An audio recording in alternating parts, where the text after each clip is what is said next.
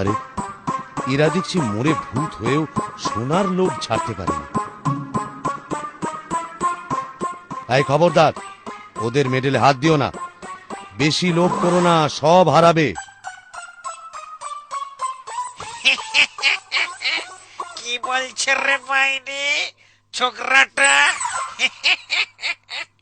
জ্ঞান দিচ্ছে রে, তাড়াতাড়ি অ্যাকশনটা শেষ কর স্কন্দ, তারপর আবার বিরাট ভোজ দেওয়া যাবে।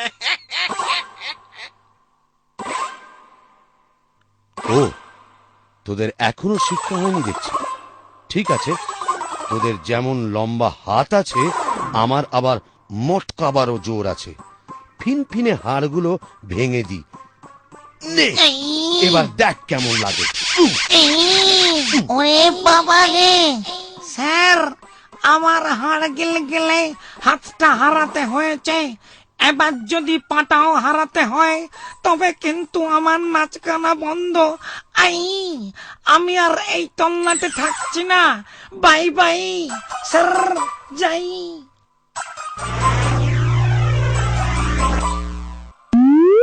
আমায় বিপদে ফেলে কোথায় চললি রে স্কন্দ?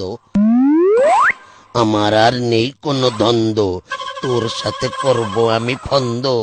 ব্রহ্মদৈত্য স্যার, এর সাথে থাকবো না এক দণ্ড। আমি তোর সাথে আসছি রে।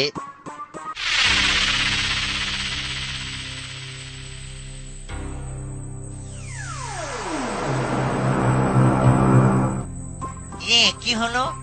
স্কন্দ কাটা পালালো, সাথে সাথে আবার বাপ তো। এই মেচে ভূত, তুই এবার ধরতো, তোর কেরামতিটা একবার দেখাতো।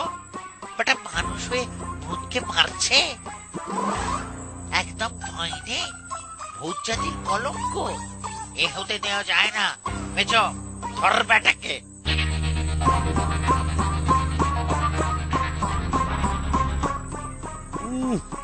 এই ভূতটার গা দিয়ে গা বমি বমি করা গন্ধ বেরোচ্ছে। অন্নপ্রাশনে ভাত উঠে আসবে নাকি?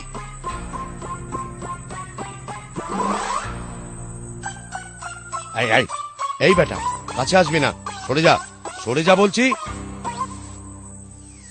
কাছে আসবো না তা বলে, তবে আমার গায়ে সমিষ্ট গন্ধ তোমায় নরকের স্বাদ পাইয়ে দেবে, যার স্বাদ পেতেই আমরা অধীর হয়ে বসে থাকি।